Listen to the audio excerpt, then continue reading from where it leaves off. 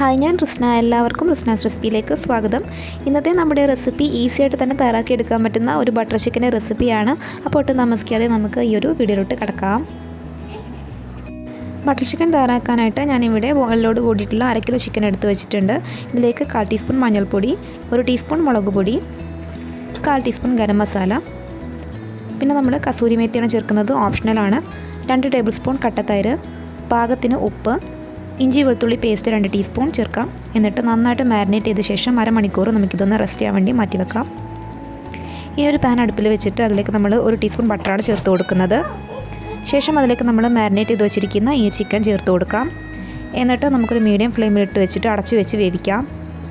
വെന്ത് വരുമ്പോൾ വെള്ളമൊക്കെ ഒന്ന് ഇറങ്ങി വരുന്നതാണ്. ഈ വെള്ളമെല്ലാം തന്നെ ഹൈ ഫ്ലെയിമിലിട്ടിട്ട് നമുക്കൊന്ന് വറ്റിച്ചെടുക്കാം. വെള്ളമെല്ലാം വറ്റി വരുമ്പോൾ നമ്മൾ വീണ്ടും ഫ്ലെയിം കൂട്ടി വെച്ചിട്ട് നമുക്കിതൊന്ന് നന്നായിട്ടൊന്ന് റോസ്റ്റ് ചെയ്തെടുക്കാം.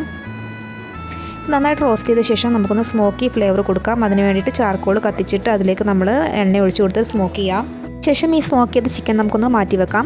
ഇനി ചിക്കൻ ഫ്രൈ ചെയ്ത സെയിം എണ്ണയിലേക്ക് തന്നെ ഒരു മീഡിയം സവാള നമുക്ക് ചേർത്ത് കൊടുക്കാം. പിന്നെ ഒരു 3-4 ബദാമും കാഷ്യൂ നട്ട്സും ചേർക്കാം. പിന്നെ നമ്മളൊരു വലിയ തക്കാളിയാണ് ചേർത്ത് കൊടുക്കുന്നത്. ഇതെല്ലാം തന്നെ നന്നായിട്ടൊന്ന് അടച്ചു വെച്ച് വേവിക്കാം. എല്ലാം നന്നായിട്ട് വെന്ത ശേഷം മസാല ചേർക്കാം. നമുക്ക് മല്ലിപ്പൊടി, ഗരം മസാല, മഞ്ഞൾപ്പൊടി, മുളക് പൊടി ചേർക്കാം.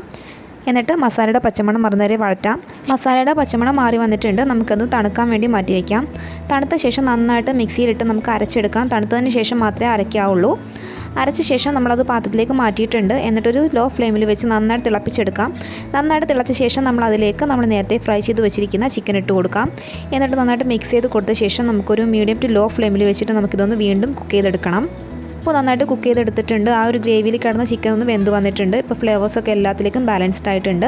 ഇനി നിങ്ങൾക്ക് വേണമെങ്കിൽ കുറച്ച് ഷുഗർ ആഡ് ചെയ്യാം. അതുപോലെ തന്നെ ഉപ്പൊക്കെ നിങ്ങളുടെ ഇഷ്ടത്തിനനുസരിച്ച് ആഡ് ചെയ്യാവുന്നതാണ്. അങ്ങനെ നമ്മുടെ ബട്ടർ ചിക്കൻ ഇവിടെ റെഡി ആയിട്ടുണ്ട്. ഈ ബട്ടർ ചിക്കൻ നമുക്കൊരു പാത്രത്തിലേക്ക് സെർവ് ചെയ്യാം. സെർവ് ചെയ്യുന്ന സമയത്ത് നമ്മൾ അതിൻ്റെ മുകളിലായിട്ട് കുറച്ച് ഫ്രഷ് ക്രീമും അതുപോലെ തന്നെ നമ്മൾ കസൂരി മേത്തിയും നമ്മൾ ചേർത്ത് കൊടുക്കുന്നുണ്ട്. വീഡിയോ ഇഷ്ടപ്പെട്ടാൽ ലൈക്ക് ചെയ്യുക. അതുപോലെ തന്നെ മറ്റുള്ളവർക്ക് ഷെയർ ചെയ്യാനും മറക്കരുത്. നല്ല നല്ല വീഡിയോസൊക്കെ ആയിട്ട് നമുക്ക് വീണ്ടും കാണാം. അതുവരെ ടാറ്റാ, ബൈ.